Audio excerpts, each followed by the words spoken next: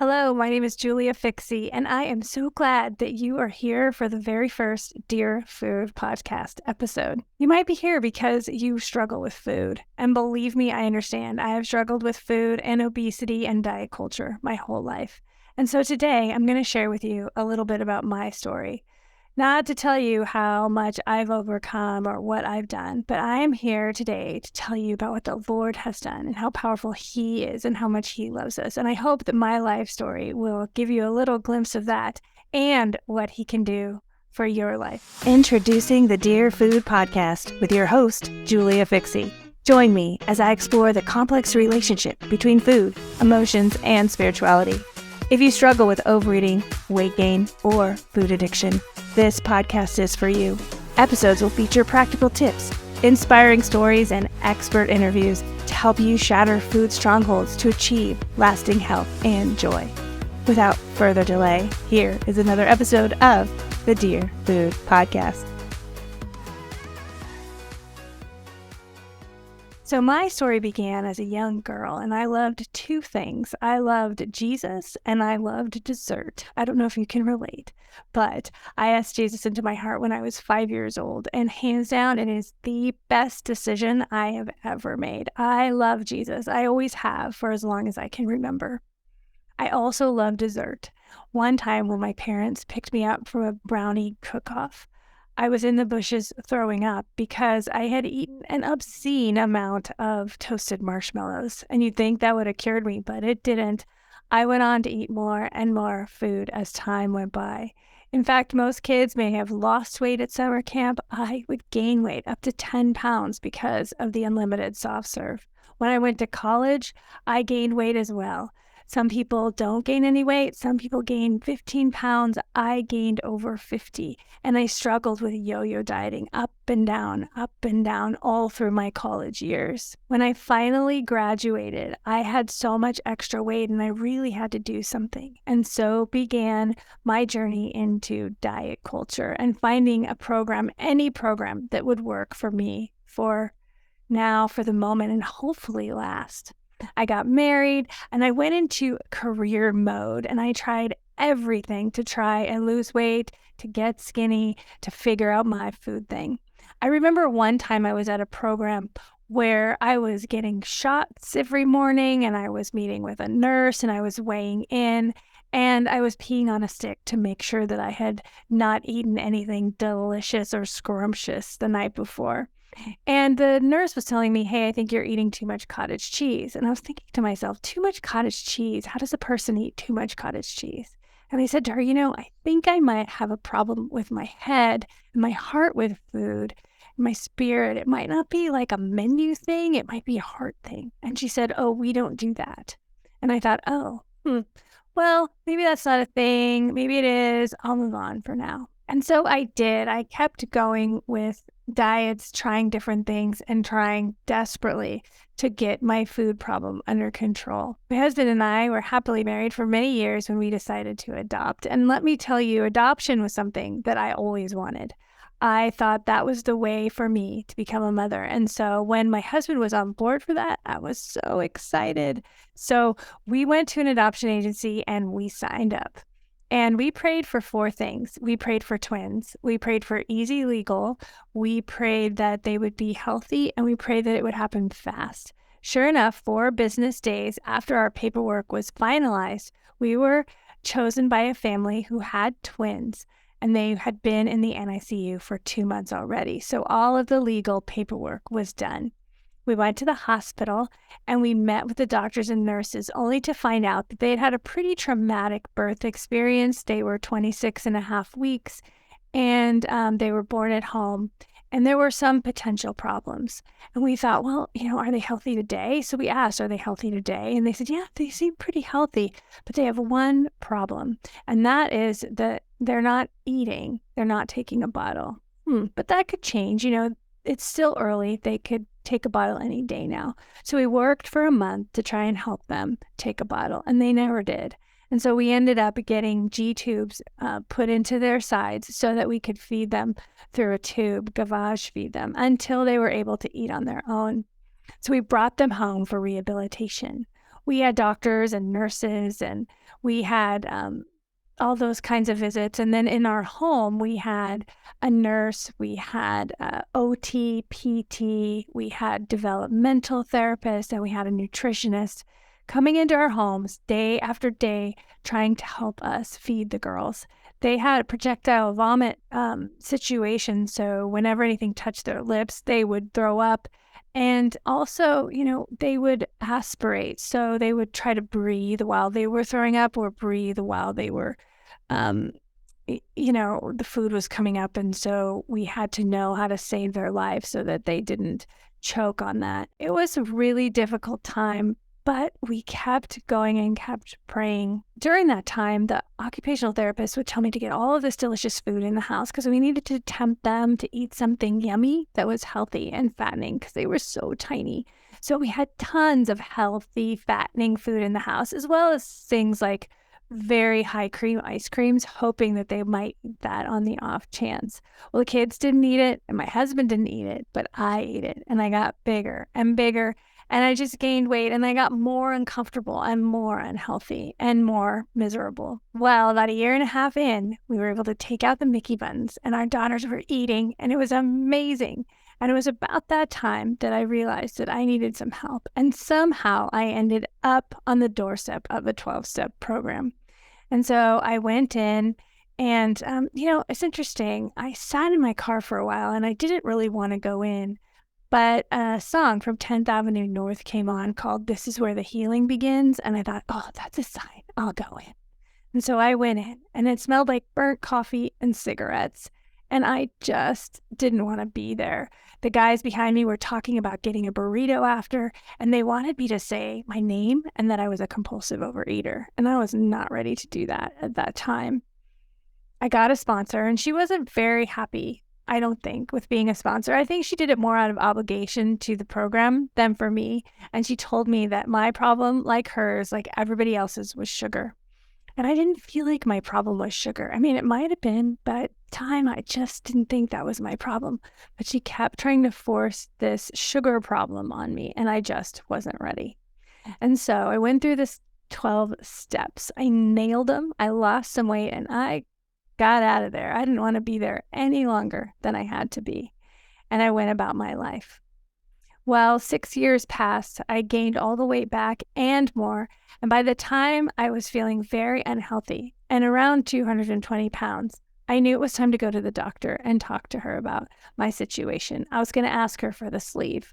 Obviously, I had a hormone issue or, a physical issue that was not allowing me to lose weight. So when I went in to talk to her and asked her for the sleeve, she said no, she would not give me the sleeve, but she said that I could go to 30 meetings in 30 days of a food recovery program. What? Me? An addict? No way. I was not ready to even think about the fact that I could be an addict, and I did not want to go to that recovery meeting at all. I did not want to go back again. And so I remember just being so angry. And I said to her, fine, I'll go. And I left the office planning to go to those 30 meetings, have it not work, and be back in her office asking her for the sleeve, telling her that this program, see, it didn't work. So now, can you give me the sleeve? That was my plan. I would sit in the back, and I'd be back there soon. So I went to the meeting a few days later, early in the morning, and my plan was to sit in the back and not really talk to anybody, not really participate, just sneak in and out. So I opened the door, and sure enough, there were seats everywhere, so I could sit anywhere I wanted. But when I looked to the front, there was only one other person in the meeting, just one. And she said, oh my goodness, I am so glad you're here. I can't have a meeting by myself. Well, that's true. So I went up and met her, and she was so sweet, and a few other people trickled in. In fact, my first sponsor came in later that morning, and we ended up going to coffee after. And for the first time, I actually felt like there were people in this world who understood my food problem and could help me. And so I began my 30 meetings in 30 days. It was a wonderful time. It was a very hard time looking back on it. I remember journaling just so angrily about food that my pen would leave holes in my journal, in the paper. But I worked through the steps, and I realized that this time I was going to spend my first year on only the first 3 steps, that I was powerless over food and that God could help me if I asked him. And so that was my focus for this time around. I went through the program and I saw some really good success. When I first walked in, I felt like the Revenant. I don't know if you remember that movie, but it's about a man who gets mauled by a bear. And he staggers into town all bloodied and bruised. And that's how I felt going into this meeting, again as a retread, just bloodied and bruised by the bear of food. And I would pray and I would ask God for solutions. I would ask Jesus for help. And he always came through for me. Like, I remember realizing that I was eating without knowing I was actually compulsive eating. And I would be in the middle of eating before I realized that I was eating. And so I had this bear. It was a plastic bear the size of a milk carton. And I put it in my refrigerator. And it was to remind me to pay attention that I had opened the refrigerator and I was eating. Well, you can imagine my husband's surprise when he first opened the refrigerator. I think he jumped out of his skin, but that bear really helped me remember to think about what I was eating. And in fact, if you would like a printable with a bear on it, you can find that at my website, www.onesteptowellness.com. It was things like that when the Lord really came through with simple solutions and ideas that I learned that he was listening and paying attention and he was helping me. One time I saw a plate of food I was going to eat for dinner and I was like, Lord, this will never be enough. But how will I remember when I look at a plate of food that I'm at a fork in the road, death or life with what I eat? And in a still small, loving voice, like only the Lord can do, he said, well, how about your fork? Would your fork be a good reminder that you're a fork in the road? I was like, oh yeah, Lord, that's a great reminder. Thank you. And to this day, when I look at my fork, I remember to eat for life. God just really took care of me and saw me through, and I started to see some weight loss and a heart change, which was fantastic. About 6 months in, I woke up and I just wanted a flat of cinnamon rolls. And so I decided that I was going to drop the kids off of school like I used to do before program, go over to Vaughn's and get my flat of cinnamon rolls and eat it. I was reminded to pray, and I didn't really want to pray, but I decided that I would pray and go get the cinnamon rolls anyway. So I talked to the Lord about it. And when my heart calmed down, I heard him say to me, Julia, would you eat those cinnamon rolls if they didn't have the frosting on it? I was like, no, Lord, I would not want those without the frosting. And he said, well, maybe frosting is a problem for you. And I realized that frosting might be a problem for me for the first time. And I didn't like that at all because I loved frosting. And I did not want to have an issue with frosting. I said, Lord, you can't take my frosting from me. No, please don't. Please don't do that. Now, I decided that I would pause on buying those cinnamon rolls and call a friend and talk to someone before I went ahead and ate it. And that was very helpful to me.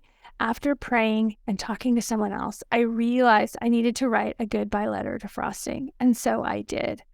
And when I was done with that letter, which you can find in my book, Dear Food, I Love You, I Hate You, Don't Leave Me, the Lord asked me another question.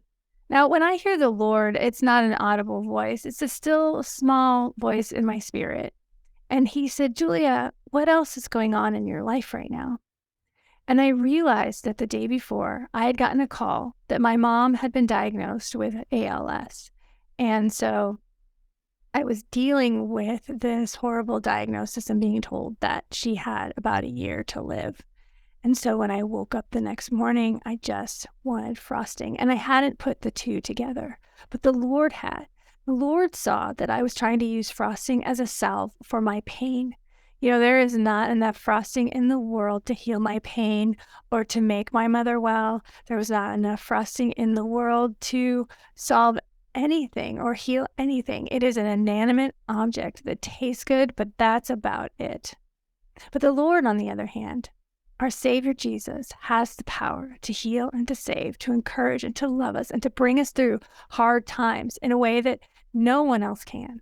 And so it was then that I realized that I had faith in the Lord. I knew he was God. I knew he was all-powerful, wonderful, all-knowing, ever-present, but I didn't really trust that he cared about my little small problem of food, that he would help me with my little small problem of food.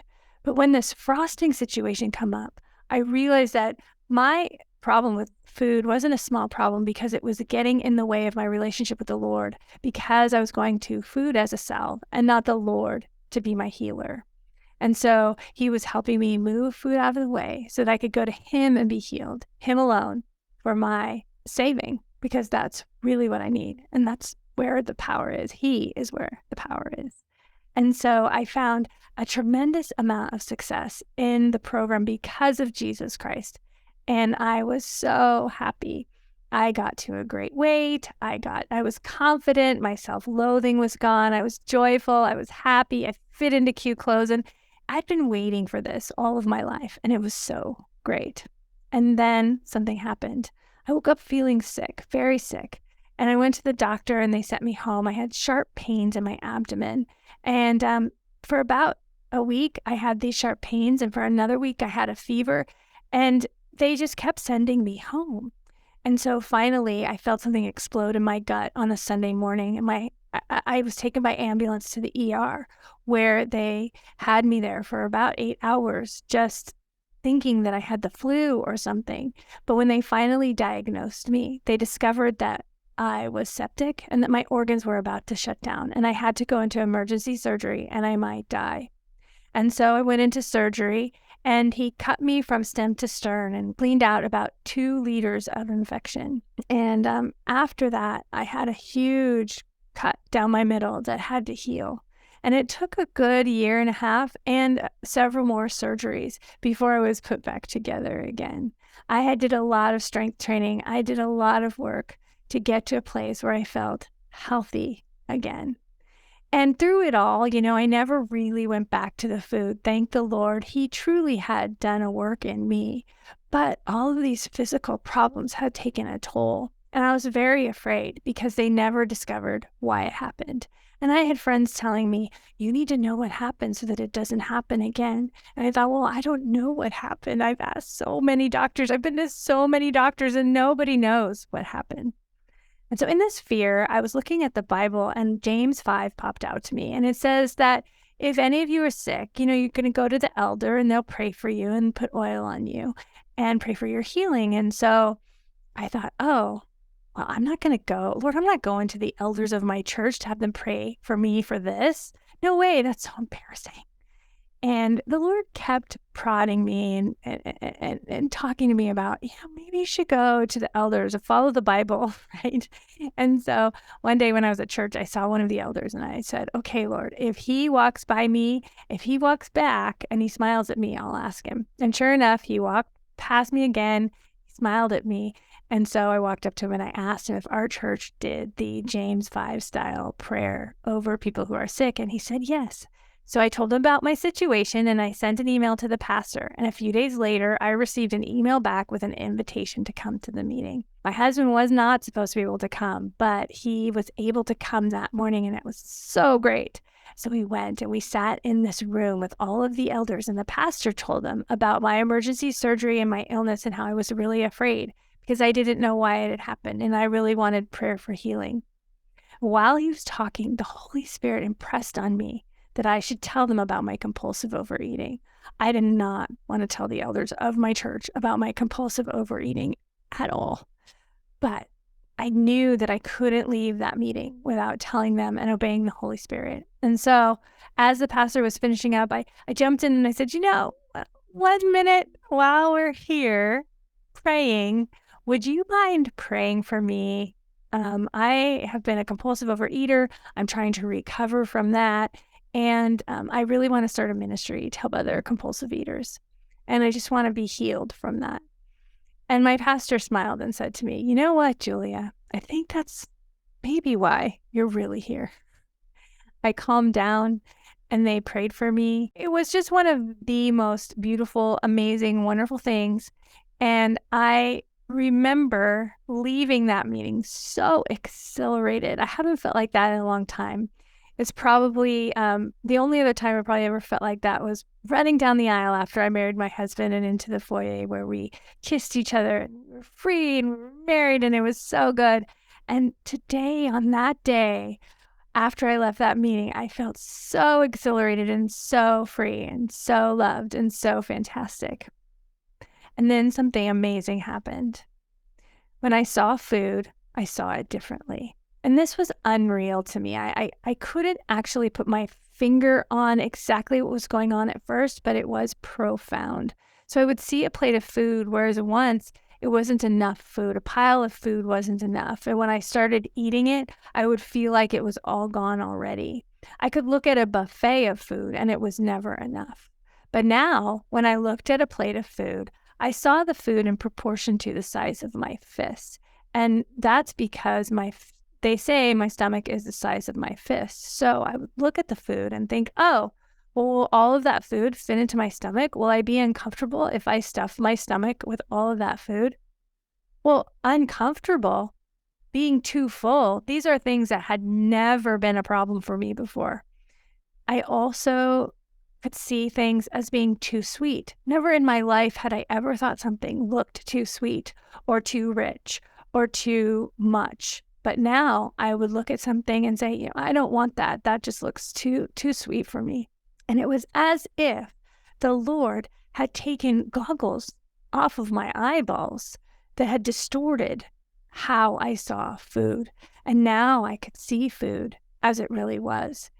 I could never show you these things on my eyes, these lenses that were distorting my vision. They didn't fall off in a tangible way, but something had truly changed in my spirit and physically so that I saw food for what it really was: nutrition, unhealthy, enough, too rich, too salty, too much. This was new for me, and it was very exciting. The Lord had healed me. And so as I went around with this newfound vision of food, I realized that so much of this is a spiritual issue. So much of this is our need, at least being healed from it, is our need to have the Holy Spirit, Jesus Christ, to heal us. And so I began the work with the Lord to write, "Dear food, I love you, I hate you, don't leave me." I remember when I first gave my wound to the Lord. In my mind's eye, my wound that I had been covering with food as a salve and a bandage I'd wrapped it and wrapped it and wrapped my hand my whole life. And when I finally was able to give my hand to the Lord for Him to hold, I was so afraid because it was so painful. But He took the time with me to unwrap my wound, piece by piece, all of the things that I had used as a salve that wasn't Him for my wound that had just piled up. He slowly and gently took off. And when we were finally done with all of the bandages and we were able to look at my wound together, He touched me and He healed me. He can do the same for you. And that's what I really hope that you will get out of this Dear Food podcast, is moments with the Lord where you can give your wound to Him and He can unwrap it with you and then look at your wound and heal it while you watch, while you see His marvelous love and power in your life. When I think of addiction, I think of it as the devil's crowbar. And what I mean by that is, I have this door in my house that goes from my inside of my house into the garage, and it's a fire door. It's a different kind of door. It's a very strong door. And there is a door, just as a visual, in between us and an addiction. It's a fire door. And we can look at that door. And if you think about a crowbar, the edge of a crowbar, the very end, you wouldn't notice or think of it as much if it just kind of shoved under the bottom. It looks like smaller than two pieces of the thinnest, tiniest Legos, right? What is that? Oh, that's nothing. But on the other side, Satan can use it to pry open that fire door and let the fire in. So if you are looking at your door and your door is locked shut, way to go. Keep that addiction door locked up tight, stay alert, and keep praying for protection. if you see something in your life where you've got this little crowbar that's kind of peeking in, pray that the Lord will take it away. Pray it away. Tell Satan to get lost with that crowbar and make sure that there is no little even sign of that addictive thing in your life. And if the devil has opened up your door with the addiction crowbar, pried it open, and the fire is rushing in, and you're burned and you're breathing smoke and you don't know how you're going to make it, maybe even your door is gone, remember, Jesus, he's a carpenter. He can build you a great door. He can put an awesome door right in there to block out that addiction. We need to shut the door to addiction and lock it and keep it out. And then we need to stay alert. And once the fire is gone and the smoke is cleared and we have a moment to meet with the Lord and find healing with him, that's when amazing things are going to happen. And that's really what my hope, Dear Food, I love you, I hate you, don't leave me, will be for you, is a time for you to sit in peace with the Lord and find healing. So thank you for listening to my story. I hope it's encouraging to you. And if you need prayer, will you please email me, julia@onesteptowellness.com. I would love to pray for you. And I look forward to talking with you next time as we get started with the Dear Food, I Love You, I Hate You, Don't Leave Me Workbook 1. I'm excited. You excited? All right, let's do this. Thanks for listening to the Dear Food Podcast with your host, Julia Fikse. If you enjoyed today's episode, be sure to subscribe to the podcast on all major platforms to never miss an episode. And if you're struggling with food and seeking lasting health and joy, be sure to grab a copy of Dear Food, I Love You, I Hate You, Don't Leave Me, available on Amazon. Join our community and get involved by visiting our website and signing up for our newsletter. Let's break food strongholds together.